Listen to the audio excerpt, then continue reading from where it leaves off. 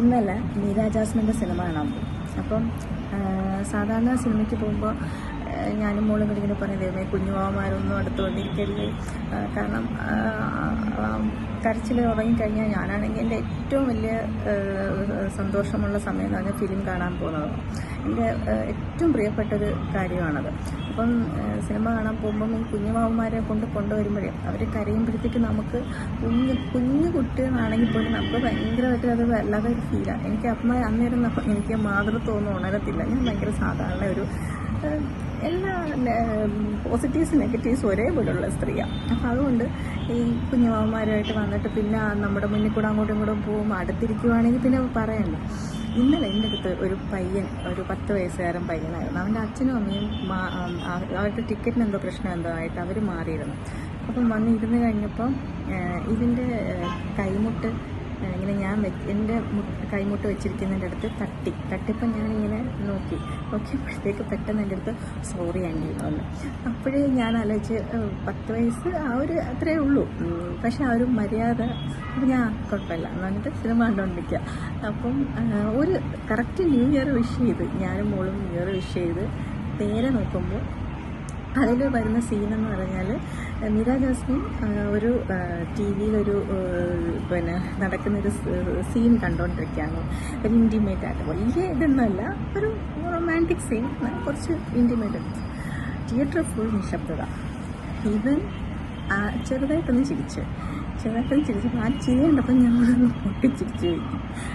കാരണം ചിരിച്ചിട്ട് എനിക്ക് ചിരി വന്നെങ്കിൽ എന്തുകൊണ്ടാണെന്ന് വെച്ചാൽ അപ്പം ചെറുതായിട്ടൊന്ന് ചിരിച്ചിട്ട് പെട്ടെന്ന് എന്നെ ഒന്ന് നോക്കി. എനിക്ക് ഡിസ്റ്റർബൻസ് ആകുമോ. അപ്പം അവൻ്റെ ആ നോട്ടം കണ്ടപ്പോൾ ഞാൻ ചിരിച്ചു. ഇവൻ ലൈസൻസ് കിട്ടിയ പോലെ ആസ്വദിച്ച് ചിരിക്കാൻ തുടങ്ങി. അവൻ്റെ ആസ്വാദനം കണ്ട് ഞാൻ ചിരിക്കാൻ തുടങ്ങി. എൻ്റെ അടുത്തിരുന്ന മോൾ അത് കണ്ടിട്ട് ഞങ്ങൾ രണ്ടുപേരും ഒബ്സർവ് ചെയ്തിട്ട് അവൾ ചിരിക്കാൻ തുടങ്ങി.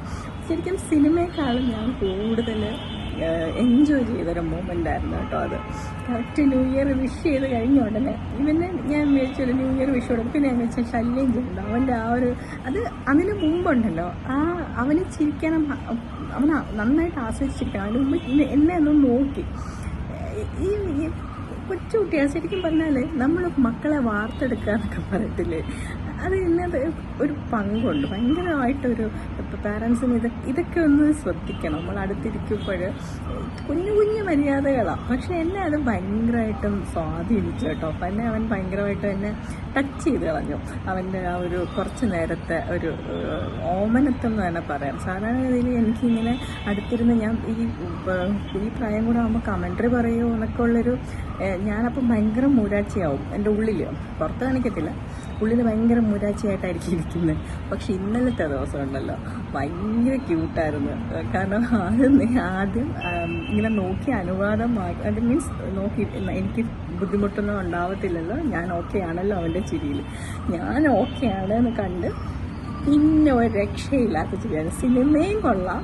എനിക്കിങ്ങനെ ഒരു അനുഭവം തന്ന ആ പയ്യൻ, പേരൊന്നും എനിക്കറിയത്തില്ല, പക്ഷെ ആ കുട്ടി അവന് ഒരു നല്ലൊരു പേഴ്സണാലിറ്റി.